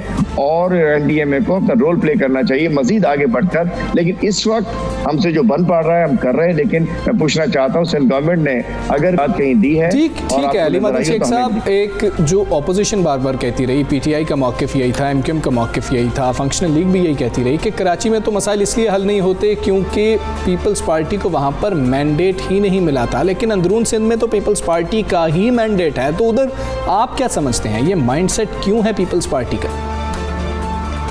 देखिए, कराची में ये कहते हैं कि जी कराची में सारा कंट्रोल हमारा नहीं है, कहीं डीएचए है, कहीं क्लिफ्टन कैंटोनमेंट बोर्ड्स हैं, कहीं केएमसी है, कहीं डीएमसी है, कहीं केपीटी है, कहीं रेलवे है, बहुत सारे इदारे हैं, इसलिए कराची नहीं होता। दीगर सिंध के इलाकों में तो बिला शिरकत खैर इनका इक़्तिदार है, चेयरमैन इनका, नाजिम इनका, एमएनए इनका, एमपी इनका, डीसी इनका, इरिगेशन इनका, सब कुछ इनका। लेकिन वहाँ इंटरेस्ट इसलिए नहीं लेते कि वहाँ इनको इंटरेस्ट है नहीं गरीबों से। वहाँ इंटरेस्ट इतना ज़रूर लेते हैं कि इस फ्लड के अंदर इन्होंने माल बनाना है, फ्लड के अंदर इन्होंने अपनों को नवाजना है, फ्लड के अंदर इन्होंने गरीबों को डुबोना है। और इरिगेशन वाले तो जब फ्लड आते हैं, टूट फूट होती है, तो वो तो उनके तो शादियाने बच जाते हैं, शावा भी शावा, शावा भी शावा। अब तो मज़े आ गए हमारे। बात यह कि इनका आवाम से ताल्लुक़ ख़त्म हो चुका है। यहाँ कभी एड्स आता है, कभी कुत्ते खा जाते हैं, कभी फ्लड में मर जाते हैं। जैसा कि फेडरल गवर्नमेंट ने, आप देखिए, ये 7 प्रोग्राम के तहत 60 अरब रुपए सिंध में दिए थे 50 लाख लोगों को। बात है कि इन्होंने का लगता है कि आवाम से इन्होंने ताल्लुक अपना खत्म कर लिया है। और अगर देखनी है इनकी कारकर्दगी हमारी पीपल्स पार्टी की, तो चलिए इन 14 अजला में जाकर देखिए, लाखों लोग सिर्फ हैं और अभी तक रिलीफ का काम सिर्फ कागजों में स्टार्ट किया गया है। शेख साहब, मैं यहाँ पे बताना चाहूँगी कि हमने इस हवाले से पाकिस्तान पीपल्स पार्टी का मौक़िफ़ लेने की कोशिश की, हमने उनके रहनुमाओं से भी रब्ता किया है, लेकिन उनका मौक़िफ़ जो है वो नहीं आ पा रहा हमारे पास, जिसकी वजह से हमने यहाँ पर आपके सामने जो पेश किया ये तहरीक इंसाफ के रहनुमा का मौक़िफ़ है। विश के वो भी हमें ज्वाइन करते हैं इस हवाले से। और पीडीएमए सिंध की ये रिपोर्ट है जिसपे हम मौक़िफ़ लेना चाह रहे थे। खैर, हम कोशिश करेंगे कि उनका मौक़िफ़ ले सकें। आगे बढ़ते हैं, सानह मोटरवे की बात करेंगे, उसके ऊपर कुछ जानने की कोशिश करेंगे कि फराह अभी तक क्या डेवलपमेंट हुई है। जो मरकजी एक मुजरिम है, एक ही डेवलपमेंट रह गई है कि मुजरिम पकड़ा गया या नहीं पकड़ा गया, क्यों नहीं पकड़ा गया। सो राना अजीम साहब से हम जानेंगे, एडिटर फोरम हमारे साथ है। राना साहब, अस्सलाम वालेकुम। वालेकुम अस्सलाम। रान साहब, आबिद नहीं पकड़ा गया, क्यों नहीं पकड़ा गया? कहा जा रहा था, दावे किए जा रहे थे, लेकिन ज़मीन निगल गई, आसमान खा गया, क्या हुआ? देखिए जी, आबद के हवाले से जितने दावे किए जा रहे हैं सब गलत साबित हुए और पुलिस ने कल रात जो गुज़श्ता रात गुजरी है उसमें यह फैसला किया है कि आबद की गिरफ्तारी में थोड़ी सी डिले कर दी जाए ताकि आबद किसी तरीके से उस बिल से बाहर निकले जिसके अंदर वो छुप गया है। ये मैं आपको बिल्कुल जैनुइन उसकी हिकमत अमली बता रहा हूँ, क्योंकि आबद का बेनोई और आबद का भाई फोटाबाद से गिरफ्तार हुए हैं। और एक और चीज़ कहता हूँ कि आबद के हवाले से 3 जगहों पर छापे मारे गए हैं। आबद उन तमाम जगहों पर मौजूद रहा है, ये नहीं कि वहाँ पे नहीं गया, जगहों पे मौजूद रहा है। अब उसको 15 मिनट पहले 20 मिनट पहले किस तरह इतला हो जाती है, पुलिस खुद सर पकड़ के बैठ गई है। और एक और चीज बड़ी क्लियर होकर सामने आई है कि आबद जो है ये एक पाकिस्तान की बड़ी सियासी जमात के एक रहनुमा जो है उसका बड़ा मेन सपोर्टर है जिसका तल्लुक मुल्तान से है। और आबद उसके लिए प्रॉपर्टीज के मुख्तलिफ काम करता रहे, इन जमीनों के कब्जे छुड़ाता रहे। और इसलिए पुलिस ने ये किया कि थोड़ा सा नरम कर दिया ये हाथ और आबद के मामले पर रेट्स कम कर दी जाए ताकि आबद दिल से बाहर निकले, फिर उसे गिरफ्तार किया जाए। और ये भी चेक किया जा रहा है कि हो सकता है आबद उन लोगों के पास ही हो जिनका सियासी असर और सूख है। अब सियासी असर सूख वालों को क्यों पकड़ा जा रहा है, ये भी एक सवालिया निशान है। जब आबद की तस्वीर, आबद की बहुत सी चीजें, आबद के नंबर से उनको काले और पिछले दिनों में आबद उनके लिए प्रॉपर्टी का कारोबार करता रहा, उसके बावजूद पुलिस उनको नहीं पकड़ सकी, लेकिन आबद के बहनोई और आबद के भाई को पकड़ के ले आई है। ठीक है, इमरान साहब, ये भी फरमाइएगा, जैसे आपने कहा कि उनका ताल्लुक और ताने बाने जो है वो जाकर कुछ सियासी शख्सियात से मिल रहे हैं, तो इसकी जमानतें भी होती रही हैं मुसलसल। और जैसे आपने कल भी हमें बताया था और सामने आ गई ये बात की उजरती कातिल था, ये बहुत सारी वारदातें जो है ये पैसे लेकर किया करता था, तो इसका मतलब है इसे सरपरस्ती हासिल है। और अगर सरपरस्ती हासिल है तो उन जामिनों को या उन लोगों को जिनके साथ इसके ताल्लुकात रहे हैं अकाउंटेबल नहीं किया जा सकता क्या? बिल्कुल किया जा सकता है। यही तो थी कि जिसको हम सब सोचते थे इसकी जमानतें क्यों होती थी, क्यों इतनी जल्दी रिलीज हो जाता था और क्यों वो सब कुछ होता था। वरना एक चीज और आपको बताओ, जिस केस में पहले पकड़ा गया था ना, आपको पता उस केस में हम सोच रहे थे क्यों इतनी जल्दी रिलीज हो गया था। इन लोगों ने अपनी कोशिश करके इसका डीएनए जो था, जब ये पकड़ा गया तो 1 साल बाद इसका रिजल्ट लाए थे, और जब 1 साल बाद डीएनए का रिजल्ट आता है तो उस दौरान में आप रिलीज हो सकते हैं। बिल्कुल ठीक है, जमानत इसी वजह से हुई थी। बहुत शुक्रिया राना साहब। सुबह सवेरे पाकिस्तान,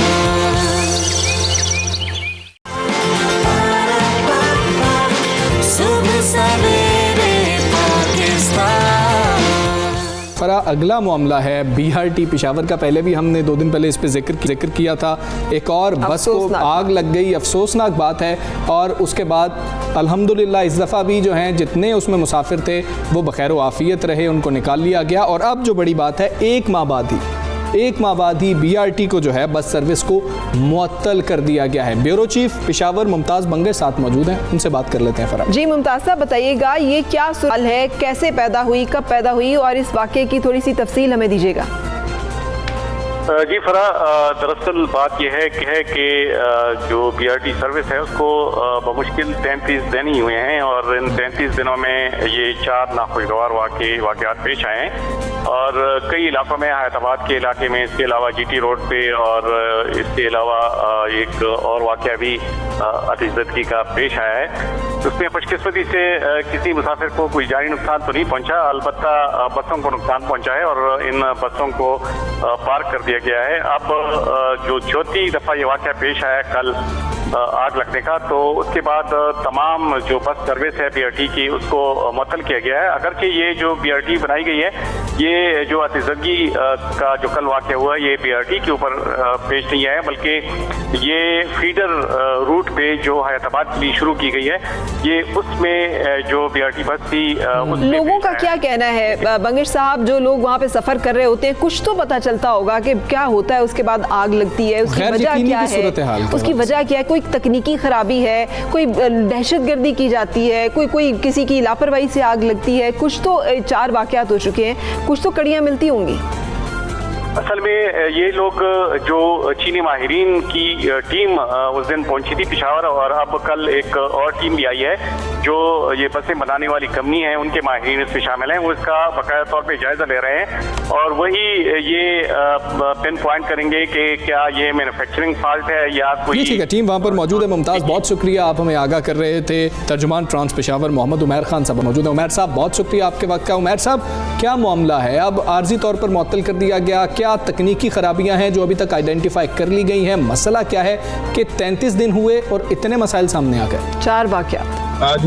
बहुत शुक्रिया जी। बिस्मिल्लाहिर्रहमानिर्रहीम। सबसे पहले मैं बताऊं कि जो कल का वाक़या था वो एक आजमाइशी बस थी, उसमें कोई मुसाफिर सवार नहीं था, और जो उसमें मामूली सी चिंगारी लगी थी उसको बस में मौजूद आले की मदद से बुझा लिया गया था। Secondly, in the best interest of people, ताकि लोगों की सेफ्टी पे कोई कॉम्प्रोमाइज़ ना हमने किया है ना करेंगे, और जो चीनी माहिरीन है, जो बस बनाने वाली कंपनी है, उनकी सिफारिश पे आर्जी तौर पर बस सर्विस को मुअत्तल किया गया ताकि तमाम तर बसों का असर और जायजा लिया जा सके, और जो भी इसमें खामी है उसके रूट कॉज पर पहुंच के उसको क्लियर कर दिया जाए, क्योंकि हम नहीं चाहते कि बाद में किसी भी किस्म के मुस्तकबिल में किसी भी किस्म का नाखुशगवार वाक़या पेश आए, ना मुसाफिरों को तकलीफ उठानी पड़े, ना अदारे को इस हवाले से मज़ीद कुछ करना पड़े। कोई इतनी रॉकेट साइंस तो मेरा नहीं ख्याल कि इन्वॉल्व होगी। जिन्होंने बसेस बनाई हैं, अगर वो आपके साथ हैं तो उन्हें इल्म होगा कि ये तकनीकी खामी की वजह से लग रही है, मैल ऑपरेशन की वजह से लग रही है, या फिर कोई लापरवाही की वजह से लग रही है। तो इन चीज़ों की आइडेंटिफिकेशन, इतना लंबा मसला होना नहीं चाहिए कि 4 हादसात हो चुके हैं, वाक़यात हो चुके हैं और अभी तक हम नहीं कर पा रहे। दूसरा ये भी बताइएगा,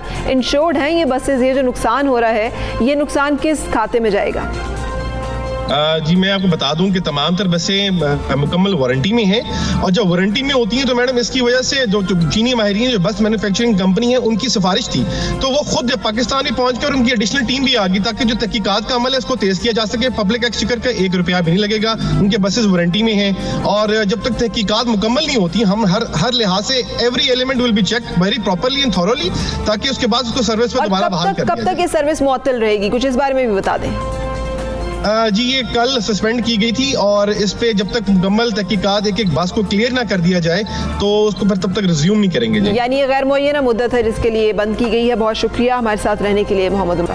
फ्रांस पेशावर के तर्जुमान थे और वो यही कह रहे हैं। लेकिन चलें, ये अच्छा है कि उन्होंने कहा कि इसको फ़िलहाल मुअत्तल कर देना चाहिए लोगों की सेफ्टी के लिए, पर ये ऐसे वाक़यात नहीं आने चाहिए। पहले मंसूबा देर से शुरू हुआ, लागत बढ़ गई और उसके बाद 1 माह के अंदर 33 दिन के अंदर ये चौथा वाक़या है। अब यहाँ पर माहिरीन की टीम मौजूद है और वो इसको चेक कर रही है जिस तरीके से उमर खान साहब ने कहा, और कोई वक्त नहीं दिया जैसे आपने कहा गैर मुअय्यना मुद्दत के लिए इसको फ़िलहाल मुअत्तल कर दिया। हम एक ब्रेक लेंगे और ब्रेक के बाद फिर हाजिर होंगे।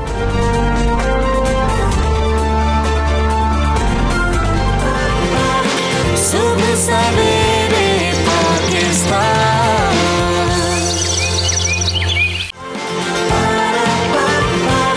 सुबह सवेरे पाकिस्तान।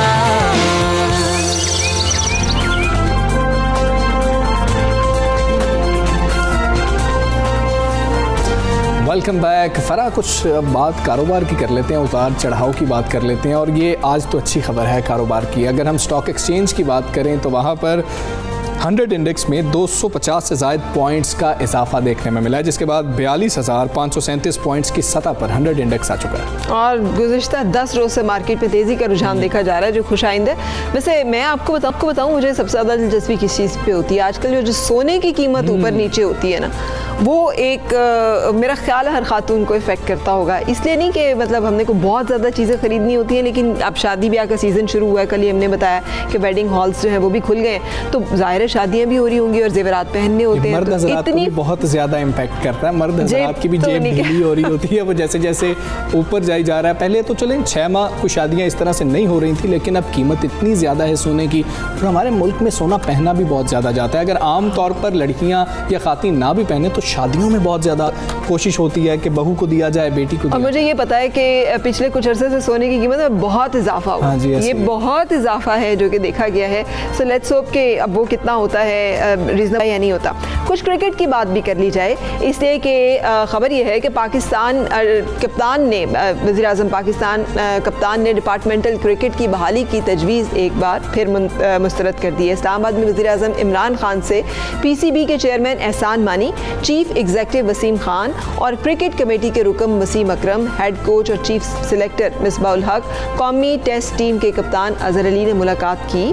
और जो इन्फॉर्मेशन उसमें हमें मिली है ज़राए के मुताबिक वही है कि साबिक क्रिकेटर्स ने मौक़िफ़ अपनाया कि डिपार्टमेंटल क्रिकेट के खात्मे से मुकामी खिलाड़ी बेरोज़गार हुए। लेकिन वज़ीर आज़म ने इस हवाले से क्या कहा हमजा? उन्होंने कहा कि जो रीजनल हैं, जो रीजनल क्रिकेट है उसका एक आइडिया है, बरतानिया ऑस्ट्रेलिया उसमें ऐसे ही चलता है, और वज़ीर आज़म हमेशा से उस मॉडल की जो है बात करते रहे हैं। वज़ीर आज़म ने क्या कहा पहले वो सुन लेते हैं। मैंने जितनी भी दुनिया में क्रिकेट खेला, मैंने समझा कि जितना टैलेंट पाकिस्तान में है, मैंने हमेशा ये कहा दुनिया में कहीं मैंने इस तरह का टैलेंट नहीं देखा। और हमारा जो टैलेंट था वो एक सिस्टम ना होने के बावजूद निकलता था। सिस्टम की वजह से हमारा टैलेंट ऊपर नहीं आता था। हमारे मुल्क में इस तरह के खिलाड़ी टेस्ट क्रिकेट खेले हैं जो दुनिया में इस तरह के कभी भी खिलाड़ी डायरेक्ट क्लब क्रिकेट से टेस्ट क्रिकेट नहीं खेले। बिल्कुल, वज़ीर आज़म वही बात कर रहे हैं, हमेशा से इमरान खान यही बात करते रहे और रीजनल क्रिकेट की बात करते रहे। आकिब जावेद साहब हमारे साथ मौजूद हैं। आकिब साहब अस्सलाम वालेकुम, कैसे हैं, खैरियत से आप? जी वालेकुम अस्सलाम। एक बहुत अहम इशू था जिसकी तरफ ये मुलाकात हुई, बहुत अहम मीटिंग थी, जैसे हमें पता है सब लोग मिल के गए वज़ीर आज़म को ये कन्विंस करने के लिए, मनाने के लिए कि किसी तरह से डोमेस्टिक क्रिकेट जो है उसमें जो डिपार्टमेंटल क्रिकेट है उसकी बहाली हो सके। लेकिन वज़ीर आज़म ने साबिक क्रिकेटर्स की तजवीज़ और मुतालबा जो मुस्तरद कर दिया। उन्होंने कहा कि रीजनल क्रिकेट सबसे बेहतरीन डोमेस्टिक स्ट्रक्चर है।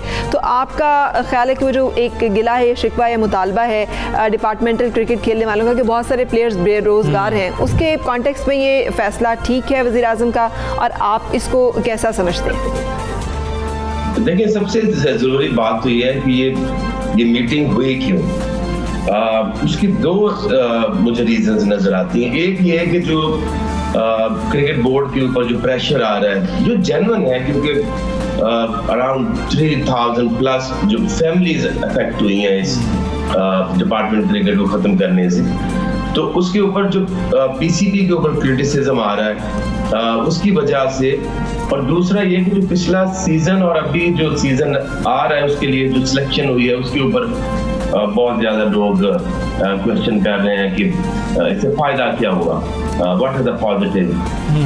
6 टीम्स कर देने से 198 प्लेयर्स और 22 करोड़ का मुल्क, वेयर एज इंग्लैंड जो है उसकी आबादी जो है वो 4-5 करोड़ है और उसकी जो 18 टीम्स हैं तो वो अभी उन्होंने अभी डोमिनेट किया हुआ है, वर्ल्ड कप भी वो जीते हुए हैं। तो ये कोई फॉर्मूला नहीं है कि आप ऑस्ट्रेलिया की तरह 6 टीम्स कर दो या इंग्लैंड की तरह आपकी 18 टीम्स होंगी तो आपकी क्रिकेट बेहतर हो जाएगी। Number is not the matter. Matter ये करता है कि आप चीजों की एग्जीक्यूशन कैसे करते हैं।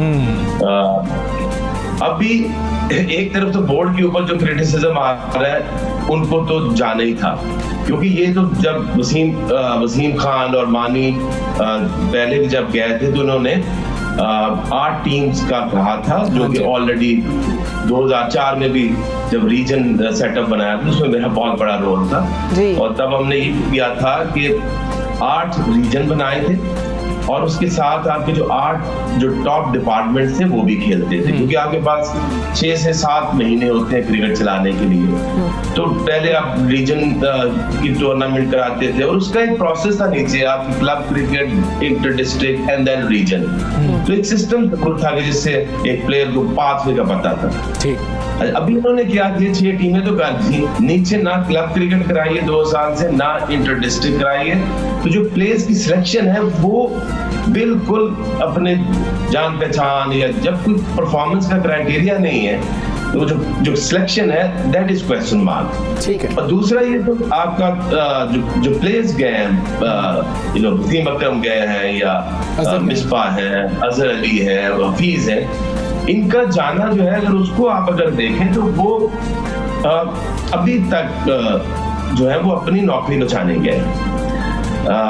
ये सारे जो है मिसबॉल हक जो है, आई डोंट नो ये किस तरह से ये क्रिकेट या ये सिस्टम चला रहे हैं। Still he is the employ of सुईगैस।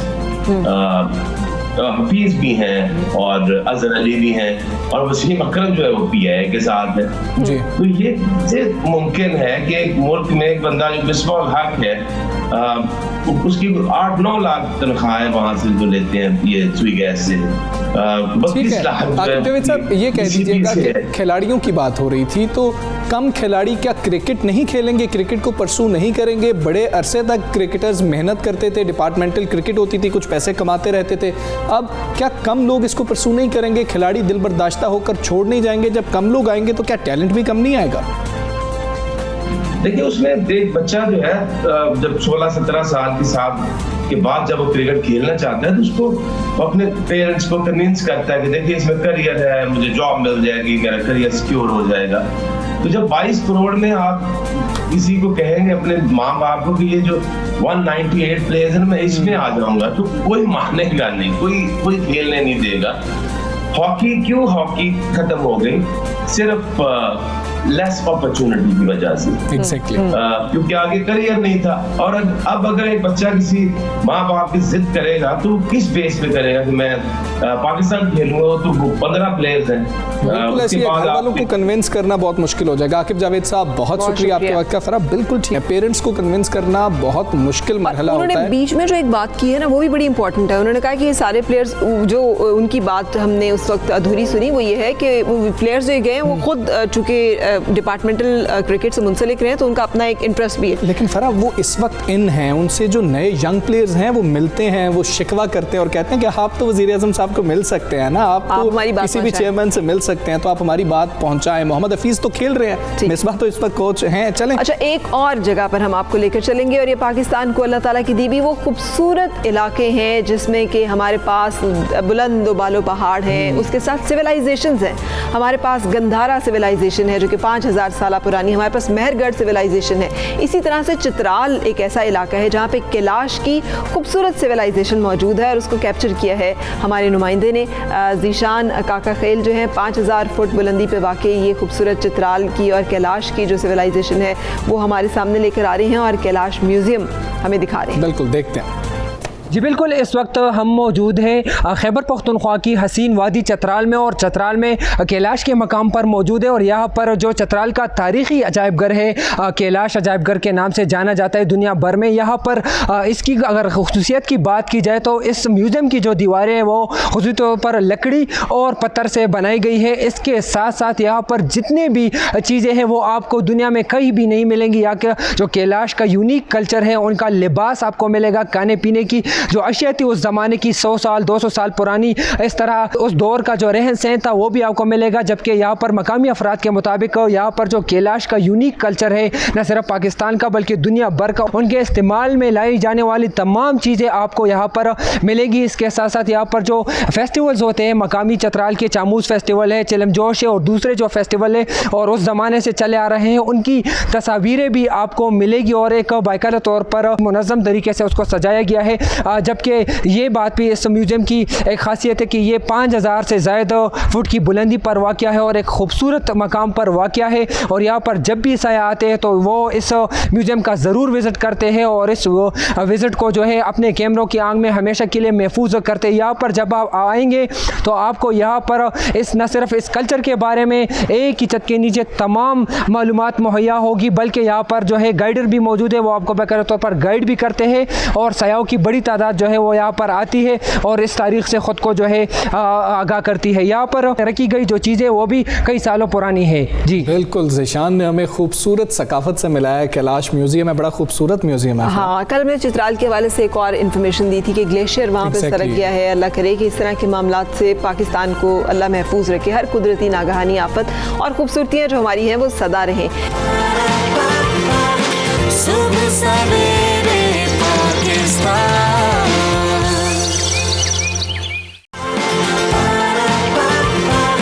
सुबह सवेरे पाकिस्तान। एक और खूबसूरती हमारे पास है, वो है कल्चरल खूबसूरती। पाकिस्तान को अल्लाह ताला ने ऐसे खूबसूरत फनकार अता किए जिन्होंने हर मैदान में पाकिस्तान का नाम और वक़ार बुलंद किया। बिल्कुल फ़रा, मामला ऐसे ही है। हमारे उस्ताद अमानत अली खान साहब की हम बात आज करना चाह रहे हैं। आज उनके मद्दाद जो हम दोनों भी हैं, उनकी 46वीं बरसी मना रहे हैं। उस्ताद अमानत अली खान साहब 1922 में पैदा हुए। मरहूम ने जहाँ क्लासिकल गायकी में ख़ुद को मनवाया, वहीं हल्की फुल्की गज़लों और गीतों में क्लासिकल रंग डालकर गज़ल की गायकी को भी मुनफरिद बना दिया। और उनकी सबसे कमाल बात ये थी कि उनको फ़न मौसीकी की हर सिन्फ पर अबूर हासिल था। यही वजह है कि उनके गाए हुए गीत आज भी गायकी में अपनी मिसाल आप हैं। उस्ताद हामिद अली खान साहब जो कि पटियाला घराने के से ताल्लुक़ है उनका, और उनसे हम बातचीत करेंगे इस हवाले से। खान साहब, कितनी कमी महसूस होती है आपको? यकीनी तौर पर ये एक बड़ा अजीब सा सवाल है, इसलिए कि खान साहब की मौजूदगी और उनकी जो फ़नी जो उनकी काविशें हैं, जो कोशिशें हैं, वो नाकाबिले बयान हद तक खूबसूरत हैं और उनकी कमी को हमेशा महसूस किया जाता रहेगा। लेकिन आप एक फ़ैमिली मेम्बर की हैसियत से कैसे देखते हैं और इस फ़न को, क्लासिकी मौसीकी को कैसे देखते हैं आइंदा आने वाले दिनों में? अमानत भैया की कमी तो महसूस होगी, क्योंकि हमारे घराने के वो बहुत बड़े थम थे, वो जिनके जाने से वो हम सब घबरा गए। भैया फ़तेह अली ख़ान, हम छोटे थे उस वक्त, हमने तो खैर हमें इतना तो नहीं था, लेकिन भैया फ़तेह अली ख़ान बहुत घबराए, पूरा घर घबरा गया था, क्योंकि वो एक तो ज़हीन बहुत थे, ज़माना साज थे। भाई ये इन चीज़ों की वो बहुत अल्लाह की करमवाजी थी उन पर, और वो बहुत एक जो है बुर्दबार इंसान वो थे। वो तो उनके जाने से कमी तो ज़ाहिर है, गाना फिर ऐसा गाना जिसका जवाब नहीं था। ठीक है खान साहब, मेरा तो अगर फेवरेट नगमे की बात की जाए तो इंशा जी उठो अब कूच करो, मेरा तो फेवरेट ये है। आपका कौन सा फेवरेट नगमा था जो उस्ताद अमानत अली खान ने गाया? उनको देखिए, नगमे उनके सभी अच्छे हैं। मिली नगमे वो ऐसे ज़माना गा रहे हैं, उनको सभी गा रहे हैं, पूरी दुनिया गा रही है। चीज़ तो ये है ना, ऐ वतन प्यारे वतन, ऐसा गाया कि अभी तक लोग वैसा कोई गा ही नहीं सका। फिर चांद मेरी ज़मीन फूल मेरा वतन, फिर और ए शहीदा ने वतन ए धरती मेरा सोना यारो बेदा सुनयारा, ऐसे ऐसे बिली नगमे गाएं, गज़लें गाएं, तो वो कमाल गाएं तो लोग अभी तक सुन रहे हैं। तो कुछ गुनगुना दें खान साहब इस आज उनकी याद में, उनका या अपना पसंदीदा कोई ऐसा गाना जो कि आप हमारे देखने और सुनने वालों को की नज़र करना चाहें।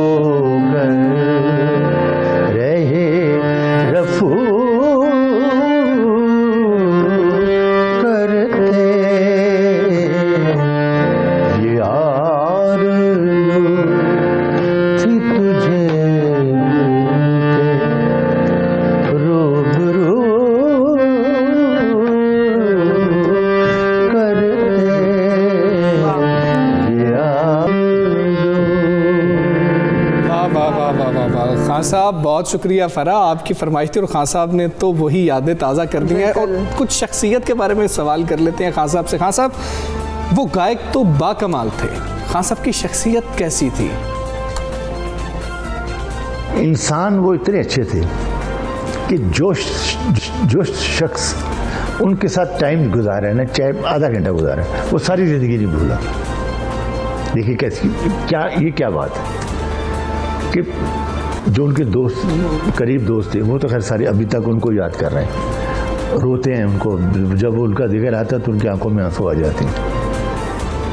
देखिए बात तो ये है ना, इंसान दुनिया से तो सब ने चले जाना है, बात ये जाना है कि लोग पीछे से याद करें, खुश हों, रोएं, खुश भी हों, खुशी की बातें जो उनकी थी वो उसमें खुश हों।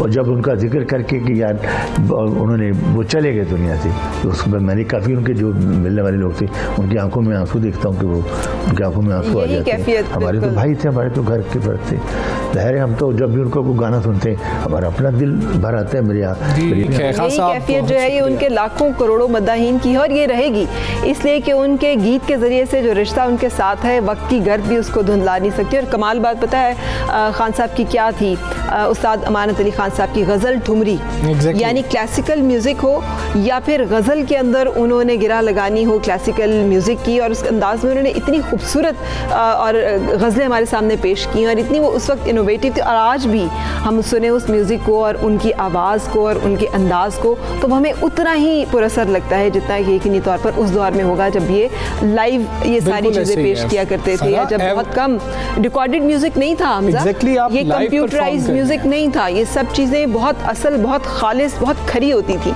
और बहुत खूबसूरत होती। जब वो रेडियो पाकिस्तान पे चल रही हैं ऐसी चीज़ें, उस वक्त इतना अच्छा साउंड सिस्टम नहीं हुआ करता था, लेकिन लोग इतने उनके साथ जुड़े हुए थे, लोग सुनते थे, बड़े बड़े इस तरीके के मेले हुआ करते थे, बड़े बड़े इस तरीके की बैठकें हुआ करती थी, वहाँ पर बड़े लोग होते थे। और फरा आज की जो अच्छी बात है वो भी यही है, अपने पीछे कुछ ऐसा छोड़ के जाएं कि लोग उससे खुश हों, लोग आपको याद रखें। बिल्कुल सही। इजाज़त लेंगे। Have a good day. अल्लाह हाफ़िज़।